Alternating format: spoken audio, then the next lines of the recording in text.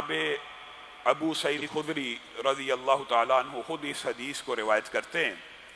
और ये मशहूर वाक़या आप सब ने सुना होगा कि नबी करीम सल्लल्लाहु अलैहि वसल्लम के ये सहाबी एक काफ़िले के हमरा एक जगह से गुज़रते हैं और वहाँ पे रुकते हैं और उन लोगों को कहते हैं हम भूखे हैं, हमारे लिए किसी खाने का इंतज़ाम किया जाए, कुछ चीज़ पकाई जाए, मुसाफिर हैं, हमें कुछ खिलाया पिलाया जाए, हमारी ज़ियाफ़त की जाए। तो बस्ती वाले उनकी ज़ियाफ़त से इनकार कर देते हैं। फिर अल्लाह का करना ऐसा होता है कि उसी बस्ती का एक सरदार उसको सांप काट जाता है।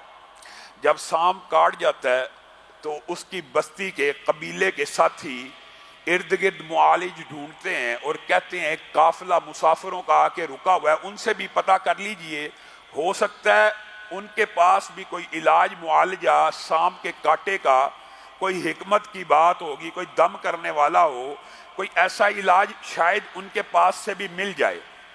वो ढूंढते हुए उधर आते हैं तो जनाब अबू सईद खुदरी कहते हैं कि अभी कुछ लम्हे पहले हमने आपसे खाना मांगा था और हमने आपसे ये मुतालबा किया था हमारी ज़ियाफ़त की जाए, आपने इनकार कर दिया था। अब बारी अगर हमारी आई है तो हम भी आपका इलाज बिला मुआवजा नहीं करेंगे। कहा कितना मुआवजा लोगे? इलाज है, इलाज मौजूद है। आप सहाबा का ईमान देखिए, अभी ये पहला मौका है। कुरान पाक में आयतें तो नाजिल हो चुकी हैं कि ये कुरान शिफा है, लेकिन आज उसके प्रैक्टिकल का पहला मौका है। और जब सहाबा से पूछा जा रहा है इलाज मौजूद है, कह रहे हैं मौजूद है। बकरियों का मुआवजा तय किया, जो बारगेनिंग थी मुकम्मल करने के बाद गए सरदार को जाके दम करना शुरू किया। किसका? सूरत फातिहा का। ये ईमान है किसके ऊपर? बिल हदीस। ईमान बिल हदीस सहाबा का, और ईमान बिल कुरान भी है कि कुरान तो पूरे का पूरा शिफा है।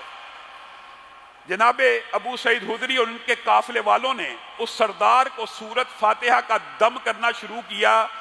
एक मर्तबा पड़ी, दो मर्तबा पड़ी, दम करते चले गए। जहर जिस्म से ऐसे भाग निकला कि कभी सांप काटा ही ना होगा। सरदार बिल्कुल ठीक हो गया। जो मुआवजा तय था बकरियों का वो तय पा चुका था, वो बकरियां उनको दे दी गई। अब पहली बात तक तो ईमान कामिल मुकम्मल था कि कुरान पाक में शिफा है।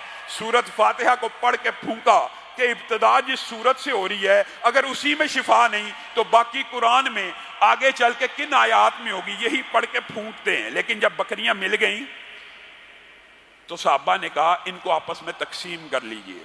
अबू सईद खुदरी ने कहा रुक जाओ, कुरान पढ़ के दम तो कर दिया, इतनी इजाजत मौजूद थी, लेकिन अब जो मुआवजा ले लिया है अभी तक रसूलुल्लाह सल्लल्लाहु अलैहि वसल्लम से पूछा नहीं है। बकरियां तकसीम उस वक्त होंगी जब रसूलुल्लाह सल्लल्लाहु अलैहि वसल्लम इजाजत दे देंगे। गए रसूलुल्लाह सल्लल्लाहु अलैहि वसल्लम को सारा माजरा सुनाया। रसूलुल्लाह सल्लल्लाहु अलैहि वसल्लम मुस्कुराना शुरू हो गए, आपके मोतियों जैसे दांत चमकने लगे।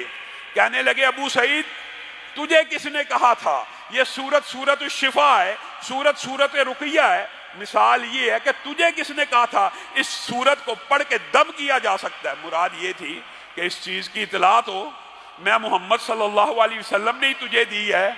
अब इन बकरियों में से मैं मोहम्मद सल्लल्लाहु अलैहि वसल्लम का हिस्सा भी निकालो।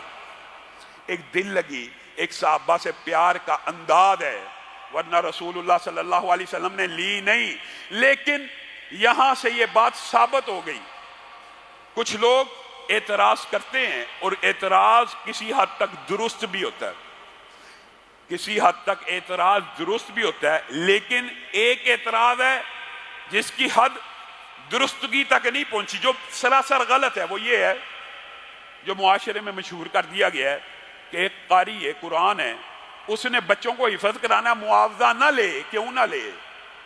कुरान पाक का मुआवजा लेना इस हदीस से भी साबित है और दीगर हदीस से भी साबित है।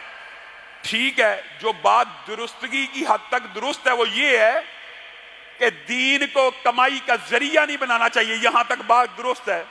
लेकिन एक इमाम मस्जिद है, वो 5 नमाजें आपको पढ़ाता है, वो अजान देता है, या आपने मुअज्जिन रखना है या आपने हादम मस्जिद रखा है, आपने کیا سوچ لیا کہ اس کے گھر والے موجود نہیں ہیں؟ اس نے اپنے گھر والوں کا، بیوی بچوں کا پیٹ نہیں پالنا؟ آپ کو تو چاہیے کہ آپ قاری قرآن کا، امام مسجد کا، مؤذن کا سب سے عمدہ وظیفہ لگائیں کہ آپ کو امامت کرواتا ہے، نمازیں پڑھاتا ہے۔ الٹا ہمارے معاشرے میں ایلیگیشن لگایا جاتا ہے یہ جی دین بیچتے ہیں، یہ دین فروش ہیں۔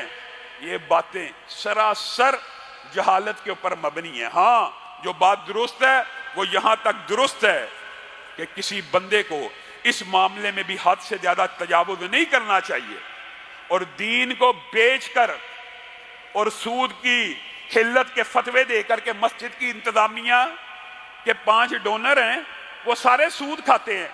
جی بینک کے اندر پیسہ رکھنا جی فلاں فلاں فلاں عالموں نے کہہ دیا ہے تو کچھ نہ کچھ گنجائش ملتی ہے، یہ ہے دین کو بیچنا، کہ لوگوں کو چہروں کو دیکھ کے، لوگوں کی انتظامیہ کے چہرے دیکھ کے مسئلے بدل لینا، مسئلے کو صاف سچا بیان کرنا، یہ حق ہے۔ آگے چلو۔